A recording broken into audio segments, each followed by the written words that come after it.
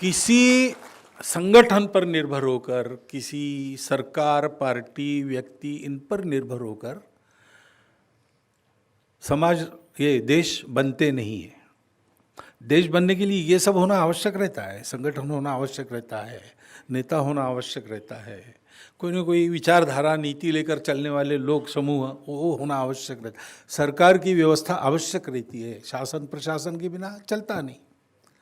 परंतु ये सब सहायक है, जिसके बलबूते ये सब बनते हैं और अपना काम ठीक करते हैं, वो इन सबका मालिक, इनको बनाने वाला होता है समाज। और समाज यानी समाज का प्रत्येक व्यक्ति, समाज के सुशिक्षित लोग भी, समाज के अशिक्षित लोग भी, समाज के धनवान भी, समाज के गरीब भी, ये सब एक शरीर के अंग है। कोई अच्छा सोचे और बाकी सब लोग खराब सोचे तो काम नहीं बनता। अच्छा सोचने का वातावरण सर्वत्र आना पड़ता है। अच्छा करने के लिए सबको प्रयास करना पड़ता है। समाज जब इस प्रकार एक वातावरण में एक मन लेकर, एक संकल्प लेकर खड़ा होता है, वास्तव में उसी को समाज कहते हैं। समाज यानी संयोग से इकट्ठा हुए लोग नहीं है, अन्य अन्य कारणों से किसी किसी भूमि में कुछ कुछ लोग जाकर बसे, अब इकट्ठा है तो समाज। ऐसा नहीं है, ऐसा होता तो गाड़ी के डिब्बे में भी लोग इकट्ठा आते हैं और बाजार में भी रोज इकट्ठा आते हैं। उसको हम समाज नहीं कहते, उसको हम भीड़ कहते हैं, लोगों की भीड़ है। समाज वो होता है जिसके सामने एक समान उद्देश्य है। भारत का भारतीय समाज, भारत का हिंदू समाज है, यानी क्या है, उसके सामने एक उद्देश्य है। हम जाने न जाने, आज हम भूल गए होंगे तो भी जब हमको याद आएगा तो वही उद्देश्य याद आएगा। वो क्या है? एतद्देश प्रसूतस्य सकाशादग्र जन्मनात् स्वं स्वं चरित्रम शिक्षेरन पृथिव्याम सर्वमानव। सारे दुनिया के लोग यहाँ आकर हमको देखकर जीवन कैसे जीना इसकी शिक्षा लेकर जाए, ऐसा देश खड़ा करना, ऐसा समाज, ये जिसके मन में है वो भारत के समाज का घटक है। और इसलिए देखो कि थोड़ा याद आ जाए, थोड़ा समर्थ हो जाए, थोड़ा विचार करे तो अपना व्यक्ति, भारत का व्यक्ति हमेशा क्या बोलता है? मैं देश की बात कर रहा हूँ, लेकिन पहले भारत का व्यक्ति देश की बात नहीं बोलता। वो बोलता है विश्व में शांति होना चाहिए, सत्य होना चाहिए, अहिंसा होना चाहिए, ये जात पात पंथ संप्रदाय पूजा पाती के भेद गलत है। अरे भाई, तुम पहले भारत को खड़ा करने की बात करो ना। वो भी है, लेकिन पहले ये बोलता है पूरे विश्व की चिंता करने वाला, पूरे वसुधा को अपना कुटुंब मानने वाला। हम सोचे न सोचे, याद करे न करे, चाहे न चाहे, हमारा मन ये बना है। हजारों वर्षों की परंपरा ने हमको ऐसा ही बनाया है, वो हमारे डीएनए में आ गया है। और इसलिए ऐसा समाज खड़ा होता है, तब ये सारी बाकी बातें काम करती है, नहीं तो उनका किया हुआ भी बेकार जाता है। कितना त्याग बलिदान करके हमको ये स्वतंत्रता मिली, और केवल 1857 के बाद 1947 का काल देखे तो कितने महापुरुष, कितने चरित्रों, एक से एक आदर्श, सब जाति वर्गों में, सब प्रकार के स्तरों में, समाज के, सारे समाज के, देश के भूगोल में, चप्पे चप्पे में हम सबको प्रेरणा देने वाले, जीवन कैसा होना चाहिए इसकी शिक्षा देने वाले उदाहरण है। हमको वहाँ वहाँ पता है, लेकिन उनका किया हुआ 1947 के बाद थोड़ा थोड़ा बाहर आने में, फलित होने में इतना समय क्यों लग रहा है? उन्होंने अपना काम किया, लेकिन हम तैयार नहीं हैं। बहुत अच्छा बीज डाला है, बहुत अच्छा खाद दिया है, बहुत अच्छा पानी डाला है, लेकिन जमीन को पहले तैयार नहीं किया, तो फिर खेती कैसे होगी? ये सब करने के पहले जमीन को तैयार करना पड़ता है। ऐसे ये सब हुआ है हमारे यहाँ, लेकिन हम लोग तैयार नहीं हुए। हम लोगों को तैयार करने का प्रयास चला है। उस प्रयास में एक प्रयास संघ का भी है, इसलिए संघ ये करता है। संघ कहता है समाज को जगाओ, समाज को संगठित करो, समाज अपनेपन से एक दूसरे का विचार करे, समाज अपने छोटे अहंकार को, व्यक्तिगत अहंकार को, सामूहिक अहंकार को भूल जाए। पूरा समाज हम एक राष्ट्र पुरुष है, इस भावना से अपने राष्ट्रीय लक्ष्य को सामने रखकर दुनिया के जीवन में योगदान करने वाला समाज बने। क्षमता हर एक की अलग होगी, बुद्धि हर एक की कम ज़्यादा होगी, साधन हर एक के कम ज़्यादा होंगे, लेकिन सब लोग एक बात पर एक मत है कि जो भी है मेरे पास जितना है वो सबके लिए है, जो मेरे पास है उसके लेकर मैं सबकी सेवा करूँगा। जरूर नहीं एकदम अखिल भारत में कीर्ति संपन्न पुरुष हम हो जाए, हम अगर 5 परिवारों में बदल ला सकते हैं, उतनी ही अपनी ताकत है तो उतना करूँगा, जो भी है। रोज सूर्य भगवान प्रकाश देते हैं, एक बार उनकी इच्छा हुई, उन्होंने देखा भारत में आके अर्न लीव मिलती है, कैजुअल लीव मिलती है, और लीव लेने में ज़्यादा रहते लोग काम करने के बजाय। उनको लगा मैं युगों युगों से कर रहा हूँ, 7 दिन मैं छुट्टी पर जाता हूँ। तो उन्होंने बुलाया सब प्रकाश देने वाली वस्तुओं को कि देखो भाई मैं अब थक गया हूँ, जरा 7 दिन आराम करता हूँ, आप लोग काम संभालो, चार्ज किसको देना बताओ। सारी दुनिया में प्रकाश देना है नियमित, आधे में 12 घंटा, आधे में 12 घंटा। तो उसके बाद तो एकदम चंद्र ही दिखता है। तो चंद्र ने कहा कि महाराज मैं तैयार तो हूँ, लेकिन क्या है, मैं प्रकाश देते हैं आपसे लेके देता हूँ, आप छुट्टी पर जाएंगे तो मैं क्या करूँगा। फिर बाकी जो ऐसे थे, बल्ब थे, ट्यूबलाइट थे, ऐसे थे वैसे थे, उन्होंने कहा कि वो है हमारा प्रकाश, लेकिन हम सारी दुनिया को तो नहीं कर सकते। फिर एक छोटा सा दिया था वहाँ पे, सूरज भगवान ने कहा क्या तुम क्या, उन्होंने कहा महाराज मैं क्या कर सकता हूँ मैं नहीं जानता, पूरी दुनिया को मैं प्रकाश दे सकता हूँ कि नहीं, लेकिन एक वचन मैं आपको देता हूँ, मेरी तेल और बाती जब तक साबुत है तब तक मैं जलता रहूँगा। सारी दुनिया में प्रकाश देने के लिए प्रत्येक दिए का ये संकल्प चाहिए। सूरज जैसा तेजस्वी होना आवश्यक नहीं है, ये संकल्प चाहिए।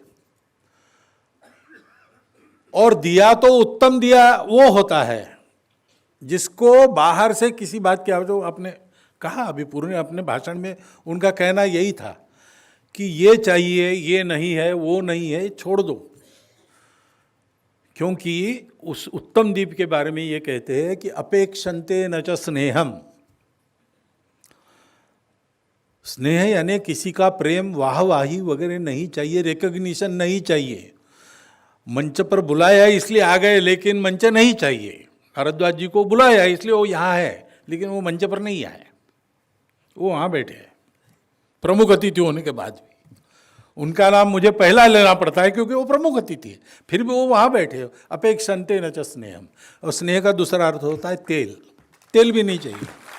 वो दिया उत्तम दिया कैसा है, उसको तेल नहीं चाहिए, उसको स्नेह नहीं चाहिए, रिकग्निशन नहीं चाहिए, न पात्रम, कोई स्टेटस भी नहीं चाहिए, या कोई बर्तन भी नहीं चाहिए, न दशांतरम, बार बार वो बाती को आगे करना पड़ता है, इसकी जरूरत नहीं। वो एक बार लग गया काम में, लग गया, फिर कोई उसको उत्साह दे न दे, उसके अंदर ही उत्साह है। अपेक्षन्ते न च स्नेहम न पात्रम न दशांतरम सदा लोकहिते युक्ताः, बिना इसके वो सदा लोकहित में रत रहता है। रत्नदीपा इवोत्तमा, रत्नदीप ऐसा होता है, वो रत्न प्रकाशमान है स्वयं का, जहाँ रखेंगे वहाँ वो प्रकाश देगा।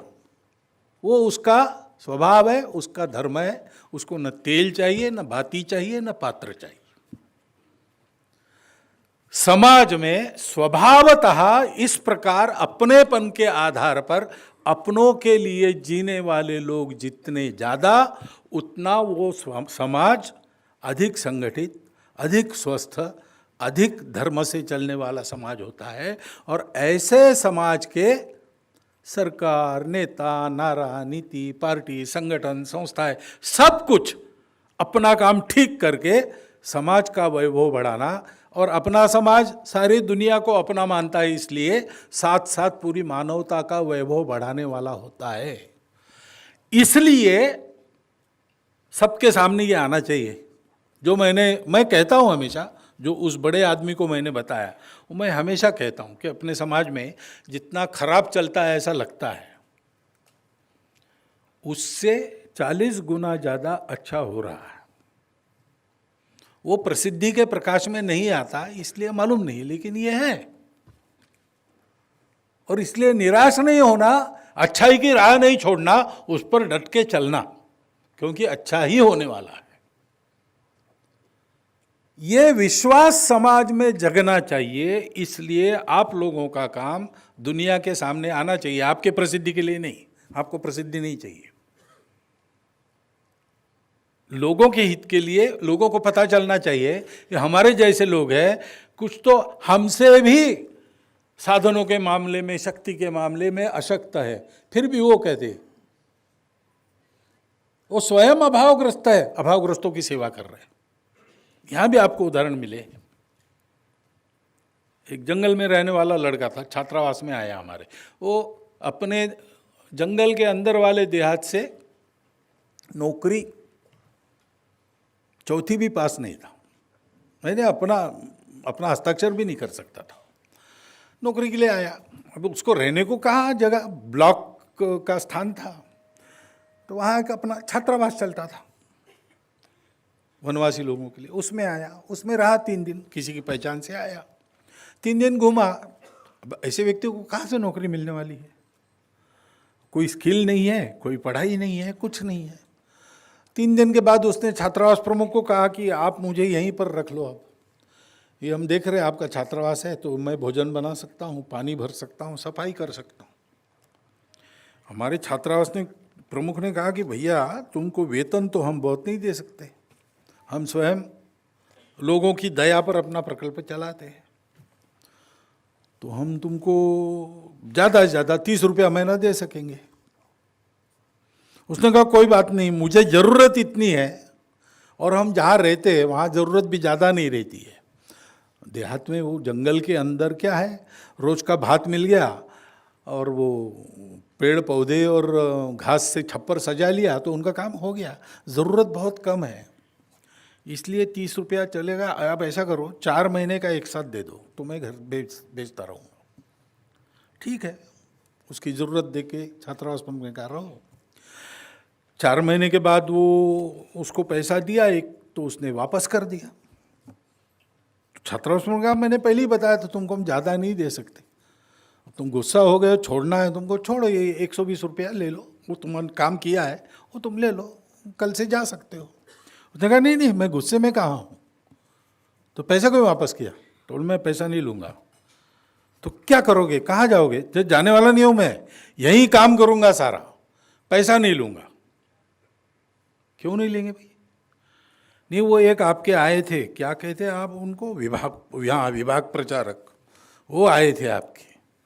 मैंने उनको पूछा आपका नाम क्या है, आप क्या करते हैं? तो उन्होंने कहा यही करता हूँ, घूमता हूँ सब जगह, ऐसे ये सब चले वगैरह प्रयास करता हूँ। तो मैंने उनको पूछा आप क्या पढ़े हैं? तो अभी ये अनपढ़ है ना स्वयं, उसको क्या पढ़े नहीं, ग्रेजुएट क्या होता है, मैट्रिक क्या होता है, ये भी पता नहीं, उसको तो आंकड़ों में बताना पड़ता। तो प्रचारक ने बताया कि मैं 22वीं पढ़ा हूँ, तो BCom LLB ऐसे कुछ थे, 22वीं पढ़ा हूँ। चलो इतना पढ़े आप? हाँ। तो फिर आपको कितना पैसा मिलता है इसका? तो बोले पैसा नहीं मिलता। पैसा नहीं मिलता तो आपका घर कैसे चलता है? तो मेरा घर नहीं है, मैंने विवाह वगैरह किया नहीं, मेरा पर भाई है, उनके परिवार है, वो चलाते हैं। तो बोले आपने विवाह क्यों नहीं किया? तो बोले ये काम करना था। तो इस काम के लिए आपने विवाह नहीं किया, पैसा नहीं लिया? नहीं। ऐसा क्यों करते आप? तो बोले क्यों करते हैं? नहीं, अपने सब लोग हैं ना, उनके लिए करना है। तो मेरे मन में आया कि ये बहुत पढ़े लिखे होंगे इसलिए समझ के करते होंगे, हम अनपढ़ है तो क्या हुआ, हम ऐसा नहीं कर सकते क्या? मैं ये बिना पैसा लिए काम करूँ। और 15 साल वो बिना पैसे लिए ये सब काम करता रहा। अंत में उसकी भविष्य की सोचकर उसको ड्राइविंग वगैरह सिखाकर हमने ही उसको कहा कि तुम भैया विवाह वगैरह करो, कमाओ खाओ और ये काम भी करो बचे हुए समय में। इसलिए उसने ये सब किया, अभी भी है वो। अब उसके लड़के भी इस प्रकार सार्वजनिक कार्य में अपना समय देने वाले हो गए। अभी पढ़ रहे हो, लेकिन अभी से उनका ये सब चलता है। तो क्या चाहिए सेवा करने के लिए? कुछ नहीं, एक अंतःकरण चाहिए जिसमें अपनत्व है, बाकी कुछ नहीं चाहिए। सूर्य होने की आवश्यकता नहीं, आप भले ही मिट्टी के एक दीप हो, लेकिन आप भी अपना काम कर सकते हो। ये समाज में संदेश जाना चाहिए। नहीं तो लोग सब हम क्या करेंगे, अरे हम आप ही सब कुछ करेंगे। आप करेंगे तब बड़े लोग भी करेंगे। इसलिए इस मंच के माध्यम से ऐसे लोगों को सामने लाना, ताकि आपके जैसे सेवा करने वाले समाज में और खड़े हो और आपका भी उत्साह बढ़े, आप दुगने जोर से सेवा में लग जाए। और जैसा मैंने कहा कि ये करेंगे तो संघ का काम बढ़ेगा, ये अपने आप होगा, उसके लिए काम नहीं। वैसा इस मंच पर आप आ गए, एक दूसरे से परिचय हो गया, तो आप मिलकर काम करेंगे तो एक दूसरे को मदद भी होगी और ऐसी सेवा भी बढ़ेगी। ये होगा, उसके लिए नहीं आना, लेकिन ये होने वाला है। जो आपको लगा कि अब यहाँ आएंगे तो किसी ने कहा भी कि हमारे काम में मदद होनी चाहिए, ये सब होगा, ये होना ही है, स्वाभाविक है। वो नहीं हुआ तो देखना पड़ेगा कि कहाँ गड़बड़ हम में है। जैसा आपने कहा, इतने सब लोग इस प्रकार सी भावना लेकर काम करने वाले इकट्ठा आते हैं तो एक दूसरे को मदद करेंगे ही। नहीं करेंगे तो मतलब क्या है? उनको बुलाने वाला संघ जैसा अगर संगठन है तो वो तो कुछ ना कुछ हाथ लगाएगा ही, जितनी ताकत है जहाँ उतनी वहाँ हाथ लगाएगा ही। ये नहीं करेगा तो बुलाने में ही गड़बड़ है ना, भाव में ही गड़बड़ है कुछ। इसलिए ये सारी बातें होगी, लेकिन ये अपेक्षा नहीं है। उद्देश्य अपना क्या है? समाज में ये पता चले कि हम सब लोग कर सकते हैं, इसलिए निराश होने की आवश्यकता नहीं है। सब गड़बड़ हो रहा है, सब गड़बड़ हो रहा है तो एक छोटा काम मैं कर सकता हूँ। और मैं जानता हूँ कि एक जगह अगर छोटा काम ठीक से हो रहा है समझ के, तो सारी परिस्थिति बदल सकती है। भगवद गीता में कहा है, स्वल्पम अल्पस्य धर्मस्य त्रायते महतो भयात्। छोटा मोटा धर्म करें हम, यानी समाज की धारणा करने का काम करें, समाज की उन्नति का काम करें, छोटा मोटा भी करेंगे तो बड़े बड़े डर के विषय दूर हो जाते हैं। तो अपने जगह पर आप ये सब करते रहे और समाज के लोगों को भी पता चले कि हम भी कर सकते हैं।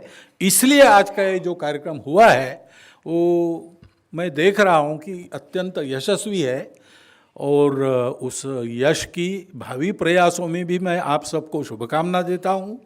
आप सब लोग मिलते रहें, सहयोग करते रहें और ऐसे लोगों की समाज में संख्या बढ़ाते रहे, ये एक शुभकामना आपको देता हुआ, और फिर एक बार आप सब लोगों का हार्दिक अभिनंदन करते हुए, कृतज्ञता पूर्वक आपको वंदन करते हुए मेरे 4 शब्द में समाप्त करता हूँ।